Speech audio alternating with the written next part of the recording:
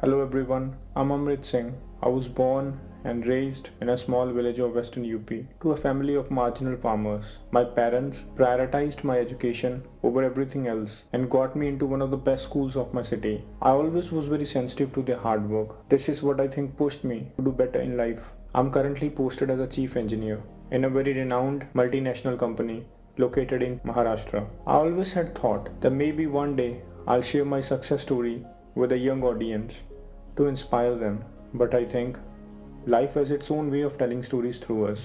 I'm here with you today not to share my success story, but to talk about Nishaan Singh, my 16-year-old boy. He had beautiful black long hair, piercing hazel eyes that changed from green to blue, and an eccentric sense of humor. He loved animals, road trips, Minecraft, Legos, and chocolate ice cream. He was my angel face, and now he's my angel in heaven. He was born in 2002, was 10 weeks early, and weighed only 1.2 kilos at the time of his birth. He spent around a month in ICU before being able to come home. While in the hospital, he spent 3 weeks on pure oxygen and was fed through a tube. What was unknown then was that oxygen and liquid nutrition was causing a discoloration in the enamel of his permanent teeth, a problem that we wouldn't see for several years. In second grade, the teasing began. Why don't you brush your teeth? Why are your teeth so nasty? Although his teeth were healthy, they were of mottled yellow color, like the color of a popcorn kernel. He was also picked on because of his differential looks, his long hair, his covered head, his glasses, and the fact that he was smaller than most of other boys. Company of fellow human beings, in general, I assume, is supposed to make one feel safe, right? It's about making the life more affable, more sociable, more pleasant. It's about giving us kind memories. But for him, it's what destroyed him from inside, made him feel helpless and weak, lowered his self-esteem, broke his confidence, and made him a target of everyone big, strong, bold, and expressive around him. He was often taunted for how frail, how weak he looked.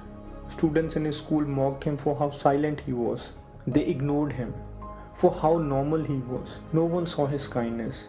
He was exploited for it. As Nishaan got older, he often wondered why people were so mean to him. He would ask me, "Dad, why can't people just be nice?" I never really knew how to answer that question, so I tried to encourage him to be the nice one.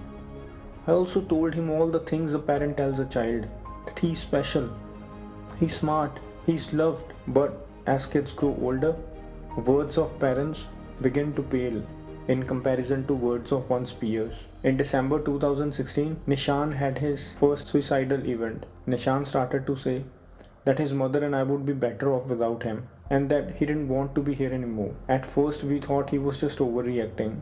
But when the comments on his social media accounts and his classes didn't stop, I knew he was in trouble. So I took him to the local therapist.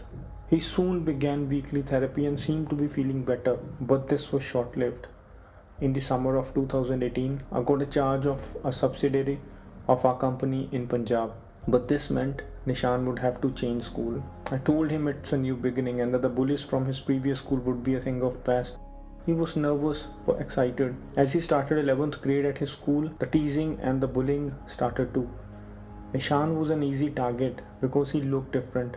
He stopped telling me about the bullying. Even I ignored that maybe talking about it or mentioning bullying may bring back his old memories. One day his mom called me crying and devastated. It still shivers my soul deep inside. He had hung himself from the ceiling fan. There was no warning. There was no note. I lost my life that day. Nothing will ever be same. Nishaan gave his last and most profound gift by donating his organs, corneas and skin. He saved lives of 6 people and enhanced the lives of countless others.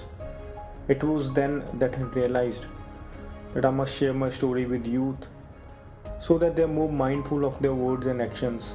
You all need to understand, it wasn't just my son. Countless other lives are struggling with the social fallout of bullying they face daily in their homes, neighborhoods, schools, colleges. Psychologists have identified 3 common patterns that make a person a bully. The first one is that generally bullies, they have a torturous past where they were the target of other bullies. It could be someone at home or locality. Bullies are attention seekers who doesn't get enough attention and love at home. They often try to look for attention outside their homes. And bullies could be the ones with urge to control, power, dominance or fame, often coming from an outside influence. Celebrity worship, for instance. One who listens to the songs like violence breaking songs often try to replicate the same ideals at the place of work, family or institution. Who are the victims then? My research tells me that victims are generally sensitive, quiet, and often suffer from low esteem. It could be due to their differential looks. Experts also identify a second, far less common type of victim called provocative victims. These are the kids whose behaviors and attitudes provoke other people the wrong way. Bullying can be in the form of continuous hurtful remarks, threats, physical trauma, or cyberbullying. Cyberbullying involves creating fake IDs, uploading morphed pictures, name calling or spreading rumors online about others, writing or sharing hurtful messages on social media or during online classes, cyberstalking, where someone tries to get access to personal information about others, and sexting, sending vulgar messages. Cyberbullying is as hurtful as typical verbal aggression. According to a survey report, about 3 in 10 Indian teens report being targeted by cyberbullies. Girls face cyberbullying more frequently than boys in our society. And recent studies on bullying reveal that 30% of youth are involved in this behavior. 1 in 3 people get rejected for jobs for what they have posted online in past. Because whatever goes on internet stays there forever.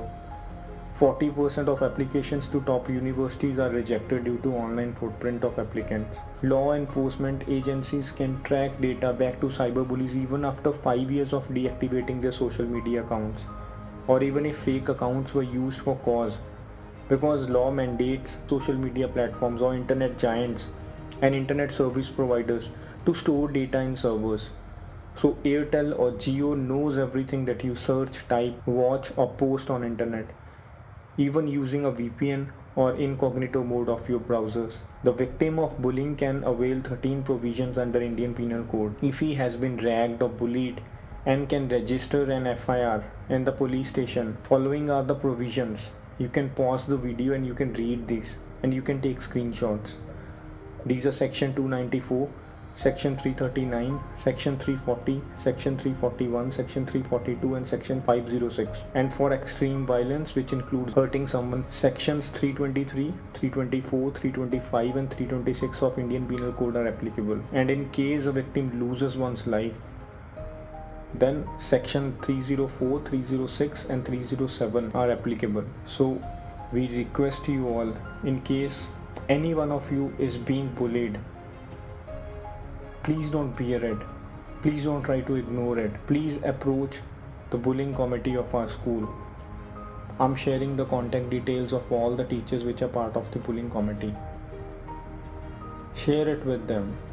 Don't let the aggressor exploit you. The problem with bullying is not a reaction to a certain behavior. It's an unprovoked process. And the power differential between the bully and the victim makes it impossible for the victim to stand up for oneself without the external support. Often people say that a mediator may help in addressing the concern of a bully and the victim. But bullies have social skills and they are not afraid to be assertive, while their preferred victims have low self-esteem and are basically introverted personalities, so it's very hard for them to stand up for themselves. This is the reason they need a support. They don't need mediation. Do not be a bystander. You are committing a crime even when you are not doing anything to stop it. For the students who are being bullied, before you take any extreme step, I want you to think about the ones who love you, who care about you. They are the ones who need you. You need to live for them, because there always will be people who are going to ignore you for who you are, who are going to reject you for who you are. You shouldn't be bothered by them. You need to take care of the people who are in your lives. I've lost everything. I don't want anyone else to go through this horrific experience. Thank you.